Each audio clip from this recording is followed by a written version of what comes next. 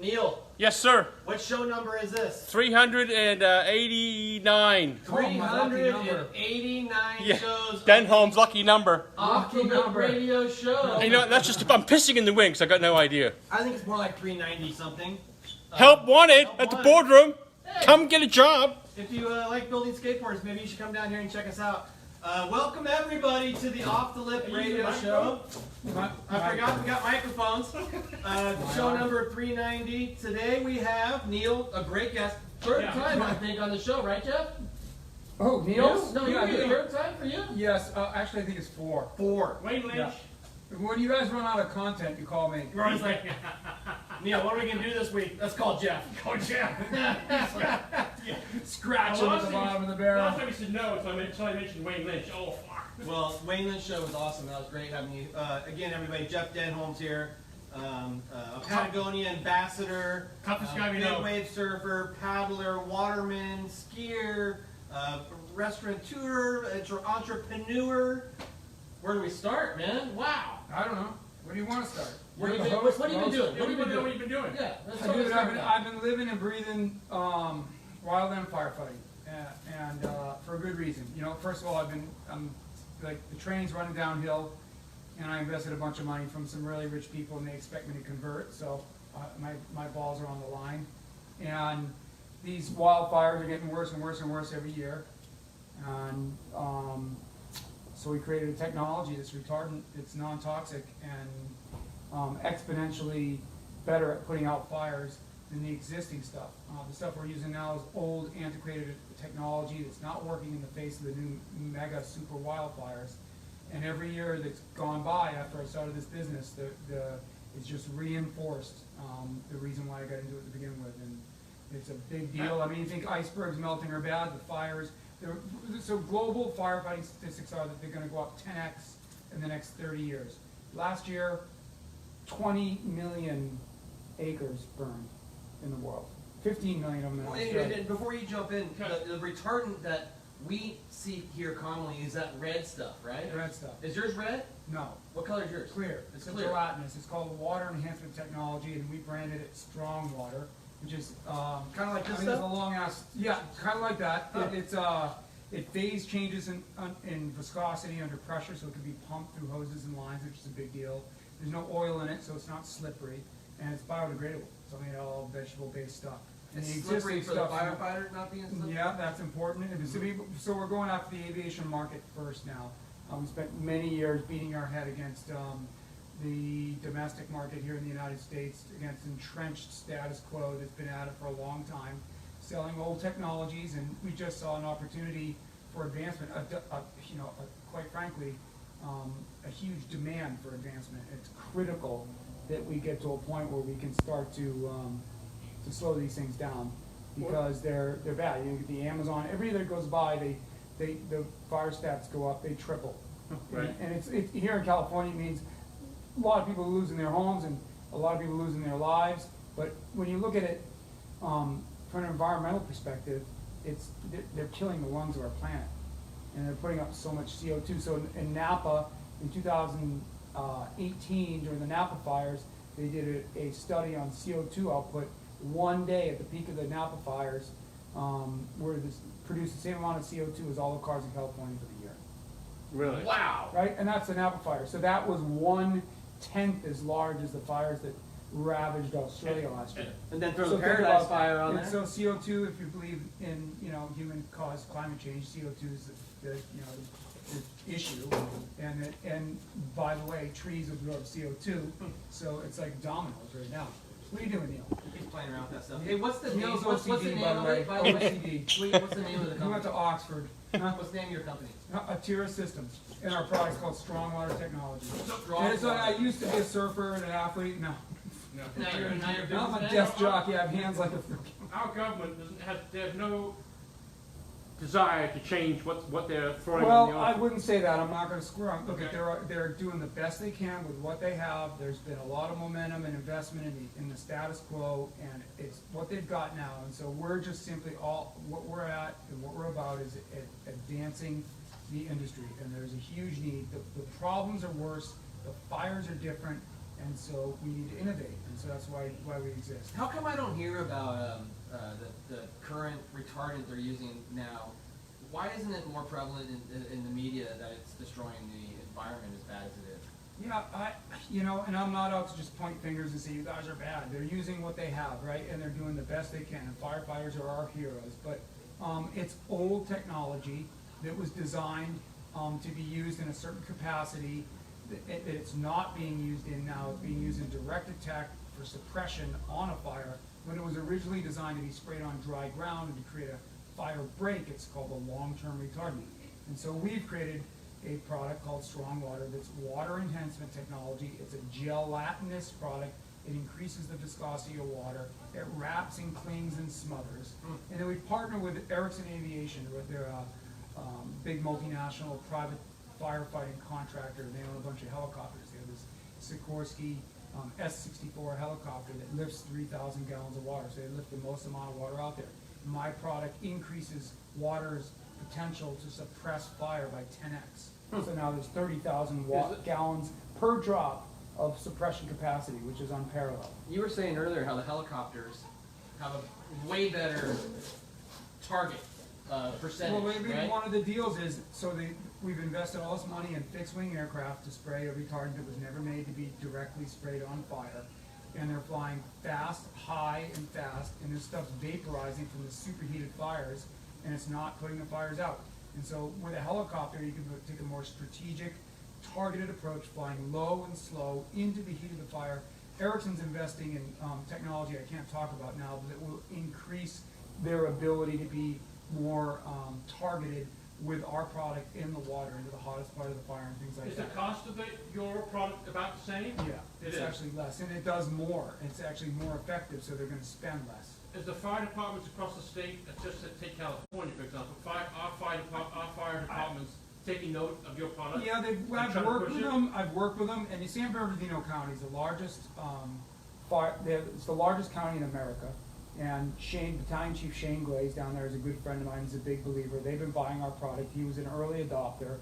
And he's got 22,000 square miles of land that he's responsible for. And 2 million people live in that county. And so he was looking for products and technologies, a young guy and a forward-thinking guy, and so they got on board. But we're a startup company in a unique industry in Silicon Valley, trying to raise money from guys that invest in Twitter and the latest tech rage. And so I'm a material science going into a government, a B2G industry, business to government, which most investors don't like because they know how the government works. And so what we found is, well, actually I was approached by a ranger that I've been working with for a couple of years, this guy Sean Wilmore in Australia. He's an incredible guy who runs the Thin Green Line. It's an international ranger foundation that raises money to support rangers' families who have been killed in the line of duty. These guys work, there's rangers all over the world. And in Africa, they're protecting species of animals in territories that are run by thugs with machine guns, and they get murdered because these animals are being poached for money. And so he set up a foundation to protect them. And he happens to have really high-level contact with the agencies in Australia. And after they got their ass kicked last year, it's on. I mean, Ericsson's speaking for us now, and my business has gone from zero to, like, we're on the Autobahn now. I was in a Chevy Chevette on a dirt road last year, and now I'm in a Lambo. Nice. You were talking about your anniversary of Patagonia. Did you sign a deal? 14 years, yeah, a new one. Yeah, I don't know what the hell's wrong with them, but they keep signing. Why did they sign you up for? And as an ambassador for Patagonia, what does that entail? Because that's an interesting title. Well, I mean, when you look at our surf team, it entails a disposition to wanting to kill yourself in big waves, because we've got so many gnarly big. I mean, Cole, Ramon, Wayne Lynch, Jerry Lopez, who, you know, was like giving more flesh to Pipeline than probably another surfer.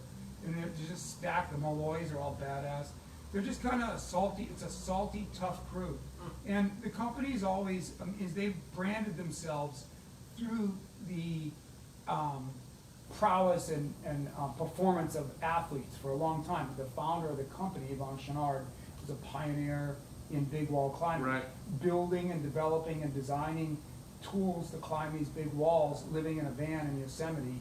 And that is really what gave the brand its iconic core status. And so they've continued that sort of mission statement in that the athletes drive the brand.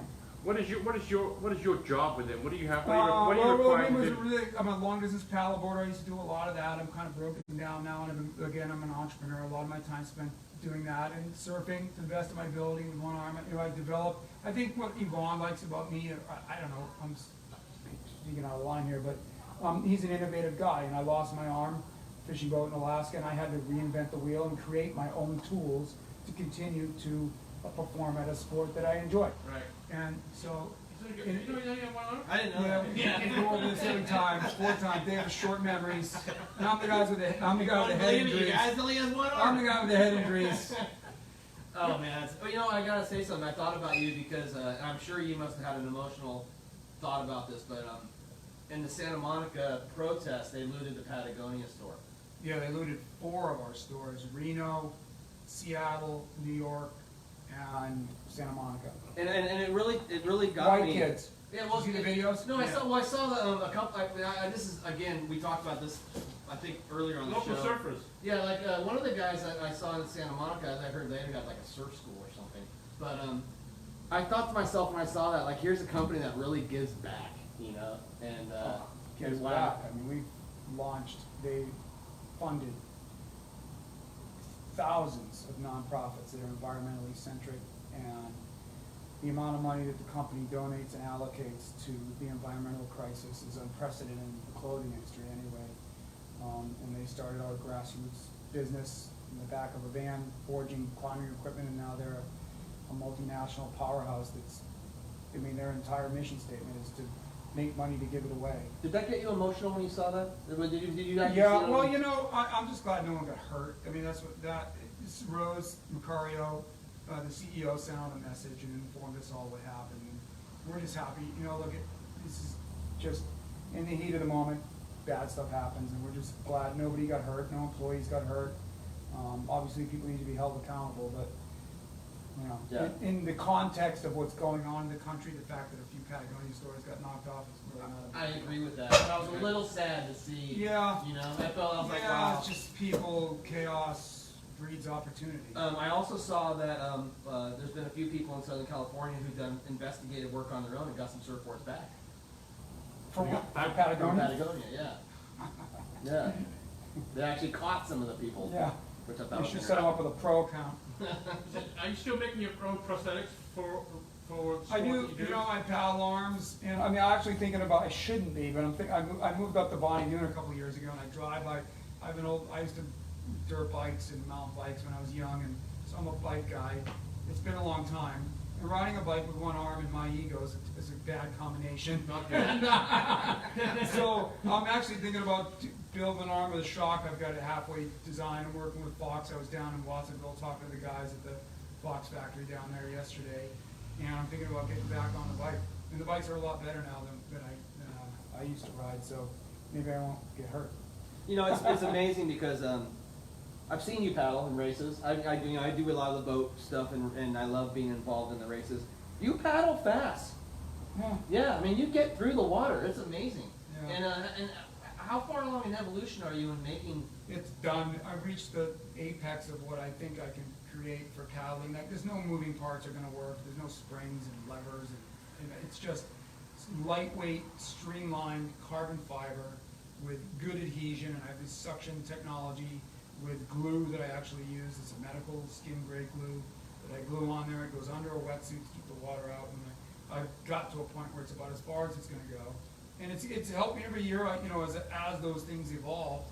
You know, I lost my arm in 1993, and I started making arms to surf immediately. Right? And it's come a long, long way. But Is a paddle arms different than a surfing arm? yeah, the paddle, the socket that goes on my arm that I glue on is the same, and then there's these interchangeable blades. And so for paddleboarding, I use a carbon blade that's longer and wider because there's less resistance on a paddleboard. The problem is I'm limited to the amount of surface area that pulls water because it tears the glue up. So if it's too powerful and it's too long, I can't get it out of the water. So everybody's like, why don't you make it long and why don't you put this spring on it and pop up and I'm like, all right, you know, I've thought about it all.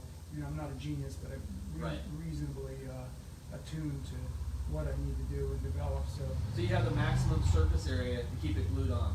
yeah. Right. And with a surfing arm, the tip of the blade is urethane, and so it sticks, push it down. I push up with one arm, but I stabilize with my right arm. Whereas like Bethany Hamilton, she lost her arm at the shoulder, so she can't use a prosthetic device. And she has a handle that helps her. That's for duck diving, and it's real helpful for duck diving, whereas I can stabilize, and I've got, probably a stronger arm than her, my left arm, but, so she's a goofy foot, I'm a goofy foot, and she's missing her left arm. And so her get up is her right arm can push her up high enough to get her right leg under her arm. Whereas me, I'm pushing up, I have to get my 34-inch inseam under a short arm. So taking off is the hardest thing for me. I can paddle as well as most average surfers, and so it's that critical moment of the takeoff, and I ride okay for an East Coast boy, a good balance hockey player, blah, blah, blah.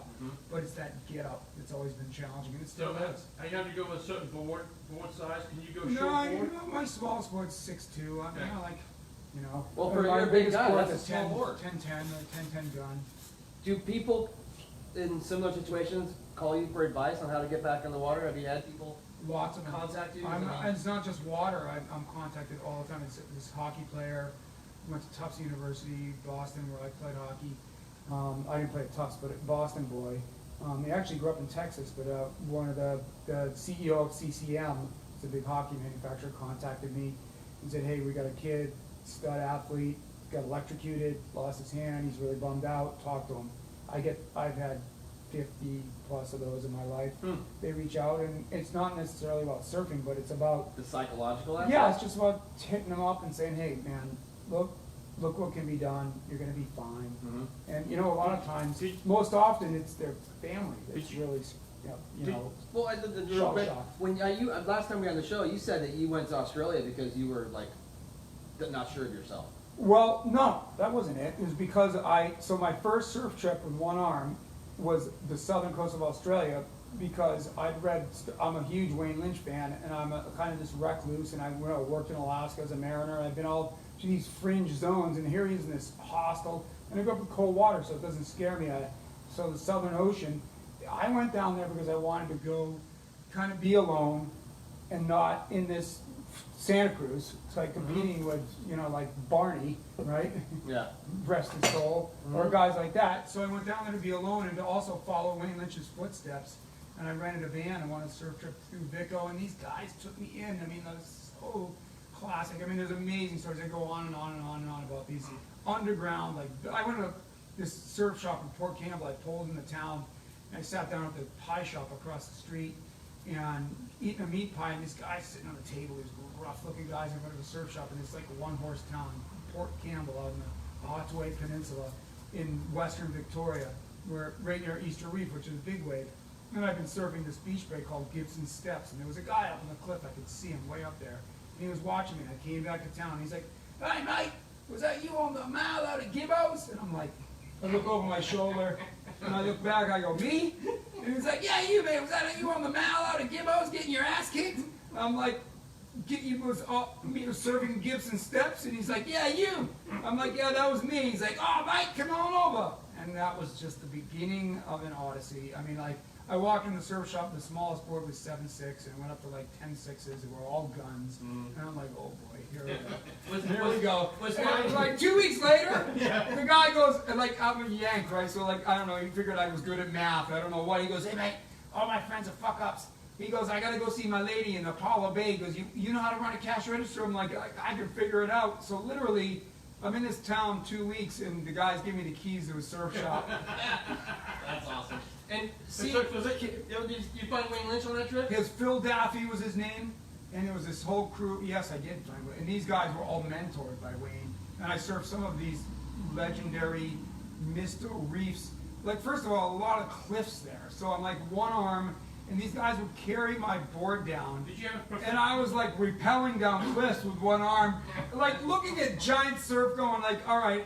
I wasn't even remotely afraid of the surf because I figured I'm going to die on the fucking cliff. Oh my God. Did you have a prosthetic at that time? Or just Yes, after you did? I immediately, it didn't have glue, so it wasn't staying on as much, and I had these wetsuits with 7 mil arms for suspension to keep it stuck on there, but it was just burger in my arm and it would flop around. It was nowhere near as. Those guys didn't even notice. They just dragged you Well, along. they noticed I won, but they just dragged me around. They were like, "Oh, we're taking you in, and you're gonna die." You know, like, we're gonna help this guy. Wow. Poor Seppo. Huh. And how long were you down there for? That trip was 3 months, man. Oh, wow. Yeah, 1995. Hmm. I drove a van, I rented it, and I drove all the way down to Cactus and back, which is another heavy left-hander. All these lefts, I was looking for lefts. It's funny because how you thought of Wayne Lynch is how I thought of Wayne Lynch. And on the show when we were Adventure there, man. I Yeah. told him the same thing. I'm like, dude, I wanted to be Wayne Lynch growing up. Yeah, well, he's written, I don't know if you, so for me it was, you know, from the East Coast. I didn't grow up in surf culture, but I got a surfer's journal early on, right after I lost my arm, and I read this really well-written story of his adventure on the sailboat and sailing in the Southern Ocean and going out to King Island and being a mariner myself. It really, the boat stuff resonated with me, and then just knowing how isolated it was, and then like reading just the way he framed things, I was like, it was mystified by it. So as soon as that was my first trip with one arm. wow, Yeah. in search of Wayne Lynch. Both you guys, both you Hey, guys. when I met Wayne Lynch, I was like, You can speak it. And you were one of the first guys. So I moved here, and I knew very few people. Kevin Butler was one, and he introduced us. yeah, long time ago.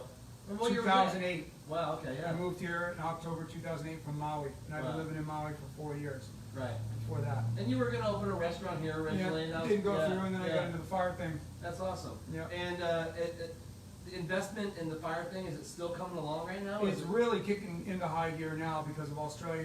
I got a couple Aussies came in for a big chunk, and I'm dealing with some philanthropic. They've got a bunch of private money put aside now to help solve the fire. They got a bitch slap last year, unfortunately. Right. You know, one And so thing the about private sector's stepping up. I feel like with what your product is, and with the fact that in California we're building in fire country homes everywhere now, your product could save property because of the pinpoint accuracy of Right. putting it there. Yeah, and you know, look, I don't want to sound cynical, but I didn't get into this to save millionaires' houses in Malibu.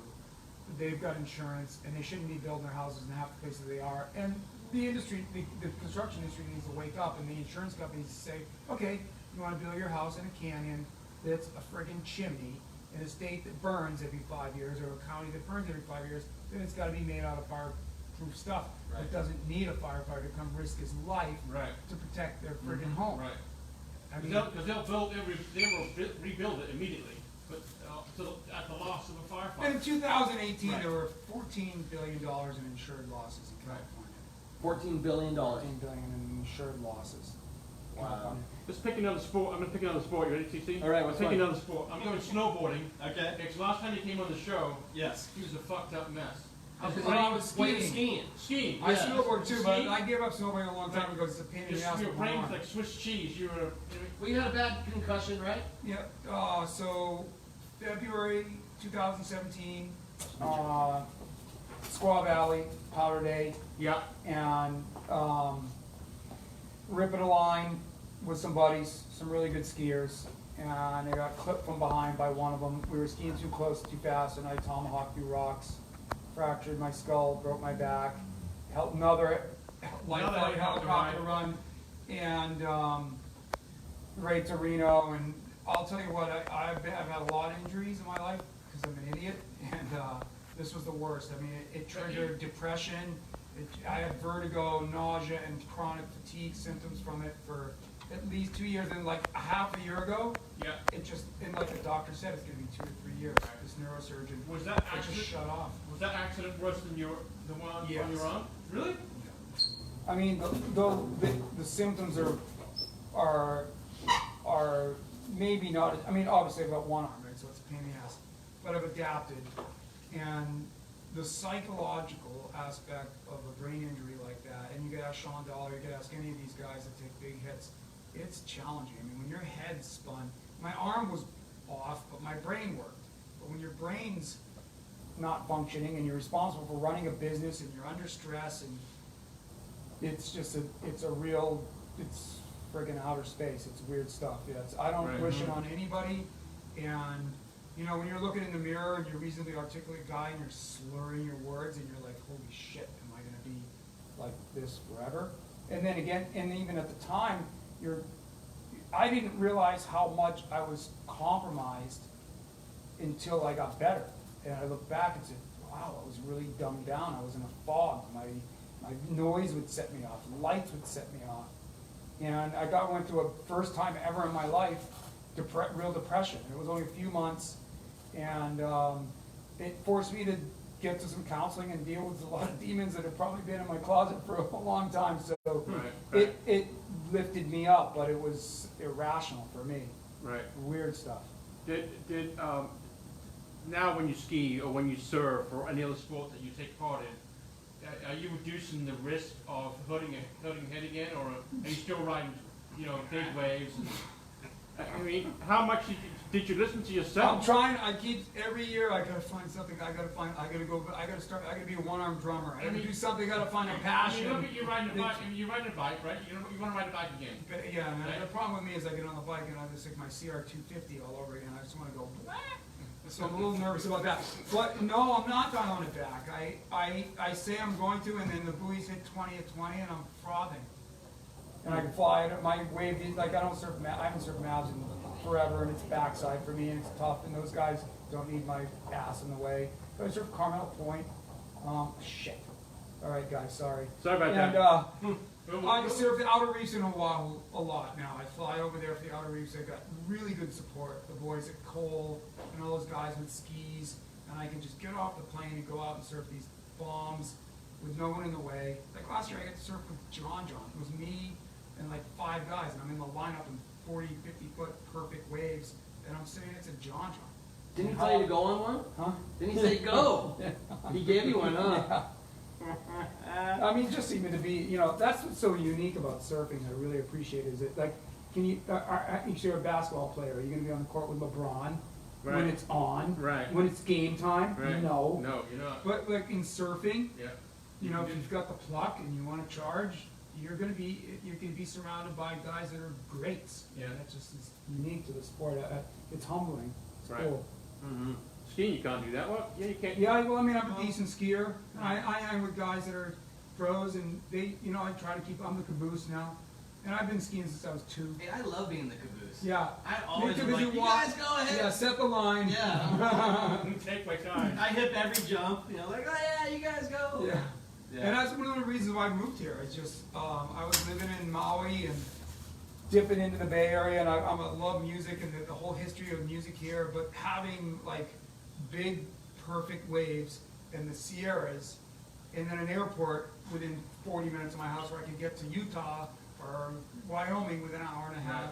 There's nowhere better. I mean, this is like action sports. There's nowhere better in the world. Right, business, hospitals. I mean, there's nowhere better for an action sports athlete in the world. TC, the top 3 toughest guys that been on our show are? I got the top 3. Well, I'm going to say BC. Oh, you went BC? Okay. Well, only because of his history Right. and the mayor. Yeah. Like he was the mayor, so BC. Yeah, I got to give it to Jeff because he's. I feel like you're very brave based with what you've been dealt. So I'm going to give Jeff credit and slide him in there because of your adventures. Wayne Lynch. And then Wayne Lynch. And one more. I got one more, I think. And I'm going to add one more. Chris Buddish. Well, Buddish. Ah, Birdie. Yeah, you can't that go down. guy's so gnarly. Right? Yeah, for sure. He lives in Monterey now. I went down and saw him 2 weeks ago. I saw that. Yeah, tell him I said I can see him. I gotta look him up. We get along really well. He's a sweetheart. First of all, he's so humble. Gentleman, yes. Such a gentleman. But like, And a badass. And a daredevil. Everybody so Christian Burnish. He's a surfer from South Africa. Really articulate, humble guy. yeah. And like Mavericks is one thing, but this guy decided one day he was going to paddle across the Atlantic Ocean on a stand-up paddleboard, which is kind of like a semi-boat paddleboard. And oh, by the way, he was going to do it alone with no escort. And oh, by the way, he did it. Yeah. So I mean, no one's ever like that's beyond. Well, Yeah. to me, paddling to Monterey is not really. You know what I mean? I've done it a bunch of I know, times. but Like that's a ship so- shop. that's a We went big- across the Atlantic. No, I and know. the story, if you listen to the story of what happened to him, Yeah. and the dangerous moment, it wasn't just an easy paddle, the dangerous moments of when he boat got tipped over, Yeah. he got hooked to by a giant squid. And he was underwater, held underwater. I mean, it was just, dude. You're like, and you By got, himself. And you got no help. You can't. No, Yeah, no, there ain't no it's- helicopter. I mean, honestly, Solo. I feel like that was like free solo, you know, like Alateno, man. So You know, he's on the rock, he's all alone with no ropes, but this guy's in the Atlantic. well, All alone with no ropes. If Alex falls, they're gonna come. He'll be in a body bag within a half an hour. they'll never find Chris. Right, Kurt, he would have been Yeah. gone. We lost him. Well, I did hear a great story that he was saying on that trip that he was in the middle of the Atlantic Ocean and a yacht pulled up next to him. And they're like, "What are you doing out here?" You need help? And no, they ended up giving him some money for the cause because he was raising money Yeah. for something along I was the way. surprised he didn't get a beer out of him. You know, man. Night. Find a guy on a paddle. When I board in the middle talked, of the when I night. had Santa Cruz Wings office over here, that one day I talked to him about a week before he was gonna go. I talked to him on Skype. When I hung the phone up, I go, you know what? That's the last time I'm ever gonna talk to that guy. I swear to God. It's like Why? these guys do. Why? Yeah. Now you're paddling across the Atlantic in a fucking paddleboard by yourself. I figured that was the last time I'm gonna see that guy. Oh, You know- before. Yeah. Oh, all I right. think That's that what was I'm the saying. last Not time. It's kind of like paddling an MG midget across the Atlantic. You know, it's like it's It's just like those wingsuit insane. guys. Like, hey, you see what you know Matt Rosado? That Yeah, guy, yeah, right? yeah, You know yeah. Matt, right? Yeah. You know, every time you see him, like, oh, dude, you're still alive. Well, that's another badass. Right. Matt's Unfortunately, a a lot of the wingsuit. guys, those guys aren't. I No, mean, well, he went to Austria on a trip about 5 years ago or 4 years ago, and they had to leave because they lost like 3 people on that trip. You know, and so. the I mean, there wingsuit was a guys- period where we lost a few ambassadors. The Tahoe area got hit so hard with McConkey, and then you know, a lot of loss up there, and the wingsuit guys and skiers. It was like a 5-year period. Arnie Baxter, a good friend of mine, another Patagonia ambassador, fell to his death in a ski mountaineering accident. Dave Rosenbarger, who was on that expedition, died with him. Kip Garr, who's a guy from the East Coast, New Hampshire guy, all elite level skiers, all 3 of them dead within a few years. We're all based here. It was a tough few years up there. And a bunch of them were wingsuit guys and skiers, you know. Right. JT's a good friend of mine, JT Holmes, he's a pioneer. Who bungeed off the bridge on Donner Summit? And then that was somebody that was a big skier. Died? Yeah. Dan Osmond? I don't want. Well, Dan Osmond was this madman. He used to hang out with Miles Dasher and all those pioneers, you know, JT and all those guys that were base jumping off of the Twin Falls Bridge in Idaho. That was kind of like the original hotbed for that craziness. And then a bunch of them just happened to live in Tahoe. You gonna do that stuff? No, I'm good. Yeah. Jumping out of planes and wingsuits. No, I'm good. I'm not opposed to it, but I'm you know, whatever. I'm going to ask this because a lot of people who are watching a Santa Cruz Waves audience are going to want to know what happened to your arm. I've heard the story, but it's a story that is truly remarkable. Well, So I think for people maybe sitting at home, you know, it was just another day on the Bering Sea, mate. Dude. And, you know, I was in EFT on the boats. I mean, it was a bloody mess back there in the late 80s, early 90s. So I worked it real quick. Summer job. I was in college, you know, on the How right old were you? path. And I was 26 when I lost my arm. But I started working up on I spent a summer up there fishing and just basically said, look out, view of the mountains. And I'd never been to Alaska, obviously, from the East Coast. And I was just blown away. I'm like, dropped out of college and decided I was just going to try to get my pilot's license and work on the boats and just live this life of adventure. And I was 5 years in the engine room. how far out were you in the Bering Sea? 500 miles way out off the Pribilofs in the northeastern quadrant of the Bering, and heavy seas, and got knocked and fell and sucked into a drive shaft and ripped my arm off, severed my brachial. I had to clamp the brachial, and called my parents on the sat phone. They were in Maine and said kind of goodbye. They didn't think I was going to make it. They flew to Seattle and beat me there. It was a long extraction to get me off that boat and to a hospital with me. So you had to go from the boat. How did the boat journey back to where? The boat, helicopter to a jet to refuel to Seattle. I think it was like 18 plus hours. I don't And know. how come you didn't die shocked?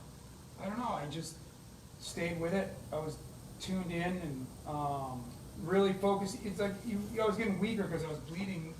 You know, as it went along, we had a tourniquet around my shoulder, but I don't know. I can't answer that. Right. I just pulled it. I don't Well, know. you were saying once when I talked to you that there was a crew member that really helped you out. Yeah, my buddy Pat Hutton. He's this Wyoming Samoan. Pat was 5'10", 320, solid muscle. And I used to take him on. He's like a force of nature. I was the only guy on the boat. I mean, back I was like 210, but I was a strong kid too. But I used to fight him because he was like a force of nature, and he lifted me like a baby out of that hole and carried me 4 decks and 30-foot seas up to there. And he sat by my side for the many, many hours that I was laying there waiting to be evacuated off the ship, and just held strong. Yeah. That Guy looked like Thor. Is he still around? Yeah, he's he's retired. Does he lives stay in in touch with Wyoming. him? He lives in Wyoming, yeah. Pat Hutton. Huh. And he pep Force talked of to you? nature pep talked me through it. We just chatted, and I had been, on the other hand, I had done multiple extractions from wounded people on the boat. I deployed in a rib to take a kid with a compound fracture of his femur to another boat, got flipped halfway, had to right the boat, get another boat out to us, and this kid screaming with a compound fracture in the middle of Bering Sea, in the middle of a storm. I thought it was all fun until it was my ass that was in the sling. How big were the waves out there? Well, it was choppy. Right. Like it's like you get swells, but the Bering Sea is known for chop. Right. It was winter. It's a high frequency, so 20 at 10, or 15 at 12. Yeah, like deadliest Choppy catch shit. style. Yeah, crap. Windy. And how big a boat were you on? 210-foot dragger, midwater dragger Oh, yeah. for cod. We're Uh-huh. going for black cod. Got it. What's the one thing that changed for you once obviously you obviously lost your arm? What was the one thing that changed for you? Did your life flourish? No, I'm a lefty now. Just now, so before you're righty? It made me a better man, yes. Yeah. So I don't know if I flourished, but it made me a And better you've helped so person. many other people. I've tried. Yeah. Yeah, Yeah, that's wonderful. I tried. Yeah. And You still, really if tried. I get It a didn't call, slow I you can't down. say no. It slowed me down, it didn't stop me. There you go. And Yeah. my mom always says, if it didn't slow you down, you'd be dead. She's probably This right. is a blessing. You know what? She's Right. probably right. So, Well, who you're knows? pushing the envelope. Pushing So the if you envelope. slow You're pushing down- the envelope on a paddleboard outside the kelp at Pleasure Point these days. You know, right? Sitting there getting a suntan, you're gonna get eaten alive. Hold it. Remember at the Jack O'Neill paddle out? Yeah. We saw that giant Yeah, shark and jump I out? paddled right up, right when you saw it. You're like, Denholm, we just saw like an 18-footer. I'm like, yeah, perfect, right when I arrived. No, it was like 2 minutes later. Everybody, that true story. Jack we saw this O'Neill. huge Jack O'Neill paddle out, big shark jumps, big 10,000 splash. people in the water. Well, it was before the paddle out. He Then came cruising by. no, he was there like a minute later. We're like, hey Jeff, like maybe you want to come in the boat. You're like, fuck it. Let him I'm bite like, me. figures. I didn't say let him bite me. I'm just like, it's just my luck that I paddle up. And you're like, we wouldn't believe what I saw. Your eyes were like saucers. No, you just sat up on your board, had your legs dangling down. You're like, what, a shark? Gnarly. That's your life, man. That's right. Yeah, It's everyone's life here, right? Yeah, a lot of sharks. Denholm. Yeah. Well, in your paddles recently, no shark sightings? None.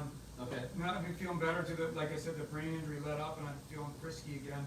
Not doing anything long distance, but 5 or 6 mile paddles, I finally feel strong. I feel super stoked on it. That's great. Yeah. Yeah.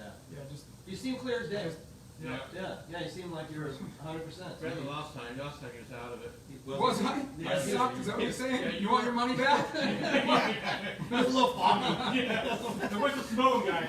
No, it's because I was in shock. I was standing next to Wayne Lynch. That's right. I was like, what am I going to say? That was Nothing. me. I was like, First time you were And the around. thing is, you can't get him to say anything either. I'm He's so driving around in modest. my Miata. Me, Wayne Lynch.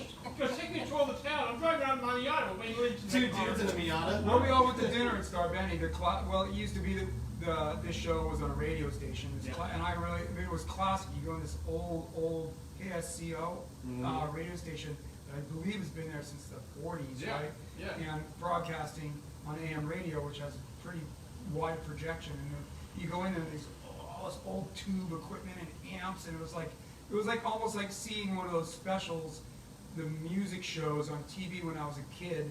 They were from the 50s. I felt like when I was going in there. I always felt like you could do an alien autopsy in there. That's Weird. that was always, that's what I was like. It's like where aliens get And autopsied. then you went down the street to stop, then you got drunk. And have you talked to Wayne Lynch recently? No, You haven't since then? no, we're not like Yeah, pen buddy. pals. We are. Yeah, sure. I mean, he's such a humble guy. He gets along with everybody. Yeah. And we were both Patagonia ambassadors, so it's like family. Mm-hmm. And is there ever like a Patagonia ambassador like get together? You guys ever? They've done a couple of those. It's a funny story. like we all got in a room, I don't know what year it was, they brought up all climbers, you know, endurance athletes, surfers, skiers. You know, obviously we have the best climbers in the world on our team, or some of the best climbers in the world. And we're all in a room and everybody had to introduce themselves and say their name and where they're from and what sport they did. And everybody's going through the room and they're all, and like Yvonne's up on the stage and the CEO, Rose is up on the stage, and every ambassador in the company's there, like 100 ambassadors. And then it gets to me and I go, Jeff Denholm, Boston, Massachusetts, hockey ambassador. And everybody's like, and like I look up at Yvonne and he's just shaking his head like this going, and like everybody's like, we have a hockey ambassador? We have a hockey ambassador? And I'm like, no, I'm like Happy Gilmore. I wish I was a good enough hockey player to be pro. I'm like, That's amazing. Wow. Jeff, thanks for coming to the show, buddy. it's over? You want it to be? That's it? We're kicking him out. Until next time. So, do we need to guess next week or call him back up? Who is it? I'll be back next week. What's that? Well, I'm glad you're doing great. Thanks, guys. Yeah, it's great to see you. I That's hope always that an honor. I feel like you're gonna save a lot of animals and with your fire. Strong water suppressant. technology. Strong water has given me so much and taken so much. It took my arm. You know, I grew up on the coast of Maine, a lobstering town, fishing, working on boats since I was 10 years old, running boats since I was 8 years old, and it just like the salt is in my blood. I mean, I didn't grow up surfing. I started at a later age, but it just infect, you know, like it does for most people. Just And infected Strong me. Water has a website. Yep, People can- AtiraSystems.com, and yep. Don't you wish, TC, that you were his dad? Since the My dad? The trip to Miami. He's only got 4 years. He's only got 4 years. That's top secret. Yeah. Huh? Yeah, his secret Miami life. Right. I like it. I like In it. South Beach with Dad. Yeah, Dad, we're going to South Turning Beach. 80 in South Beach. You're not going to that year alone, Pop. Yeah, that's well. It's a great that you took your dad to Miami for his 80th. That's an Thanks, awesome Jeff, story. for coming on. Thanks, guys. Thanks, Yeah. Jeff, for coming on Yep. the show. Thanks Cheers. everybody. Somebody commented we weren't wearing masks, but Okay. we're friends. So. Did And, they? who's Sorry. coming up next? I got, who's coming, I forget, Pacific Roots is coming back on the show. Oh man, those guys. You heard those guys? Rusty Pacific God, Roots? I- Yeah, I told they're them so good. no mosh pit. No. Yeah, no. they Doors gonna came be and played closed. about a year ago. We had a mosh pit in Yeah, here. they- It got pretty What? serious. Yeah. In here? Yeah, the doors were open, the crowd came in, and it got heavy. Yeah, Awesome. help bring a resume by if you need a I job. also want to anybody? thank Joan D. Gums from the Aptos Times and Capitola Times for the any press is good press, right, TC? Absolutely. Any press is good press. So thanks, Johnny, for the good press. Yeah. We appreciate that. And you want to knock out some sponsors? while Real we're at quick, it? I want to give a shout out to Captain John Rivera of Caldwell Banker, skipper of the Chardonnay. By the way, you can get back in the Chardonnay this week, I think. They open They back open, up. right? All charter boats are in And business. if you're looking for a house to rent, a house to buy or sell, Santa Cruz Homes by Captain John Rivera. Santa Cruz Mountain Brewery, they're open. I saw that you were over there. Oh, I haven't been over yet, but I'm going back out and see Emily, the owner, and I'm going to have my favorite beer, the Amber. I should invite you for a beer. I like the ciders now. I'm off the beer. I'm You got the ciders? killing the gluten, going with the Yeah, ciders. I'm- So Sean many good Roby, ciders in Farmers California. Insurance, so I stopped by the other day and told Sean, he's scared out of his mind. Oh, is he? Yeah. Oh, fuck. Don't- Sean who? Rovi, he's a buddy of mine, Surf Manresa. He does not want to. Is he retired Why? from Manresa now? He's still he's they're going to the safe zone, which is 50 yards down the beach. No, yeah, because there's no sharks there. Yeah, no sharks there. Yeah. A I force want to field. thank Fig from Surf City Sandwich. Congratulations, Thank you, Fig. You opened up your New new store. location in Arizona. Yep. I want to thank Brother Timmy Poto. Woo, Timmy. Thanks, Brother Timmy. Chill Out Cafe. What's going on with Chill Out Cafe? Where's John? No idea. Wow. No we would idea. like, John, if you're watching, please reopen the Chill Out Cafe. Yeah. Because I want you to roll me a fatty. Chill out, chill I out. also want to give a shout out to People's Coffee. Got the shirt on. Very Sporting the nice. shirt. Peeps. Curtis, simply the best coffee in town. The listening stack for your custom-made earplugs at the listening stack. Ghost Riders, Santa Cruz. We got a shop. She's saying Shops shout for out to Ghost Riders. Yeah, that's your crew. Give a shout out to Numa from Aloha Island Grill, right down the street. Is Feather Snake still gigging? Feather Snake's got a problem. The band member quit, so I think they're going to have an issue. Numa, we got to get you on the show. Oh, what's going on with opera singer? I don't know. Chrissy? Is she coming back? She says she's coming back. Maybe we'll get some opera in here. The Some kayak culture. connection. You can now get kayaks down at the harbor or El Con Slough. Haba. Go down there and see the kayak connection. Also, the wave clock, your nautical station for waves and tides, showing you real-time ocean conditions at thewaveclock.com. Also, Pizza One and Aptos. You've been hanging out there, huh? Dude, that place is 50 yards from my house. Along with What is Marianne. it? Pizza One? Yeah. Yeah. That's good. Oh, dude. Like Also- brick oven pizza? Go over there in Aptos. Yeah.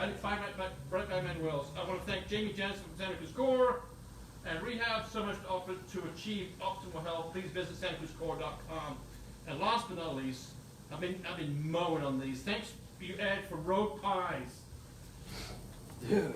RoguePies.com. ROGUEPYES for some tasty. How many calories do you get a day? Dude, look at you. Oh, no, hey, the Corona's been good to me, I'll tell you what. Right? I got the Coronas right there. You and I have not missed a meal lately. Nope. Did I miss anybody? I think that's it. I want to thank Mr. Jeff Denholm.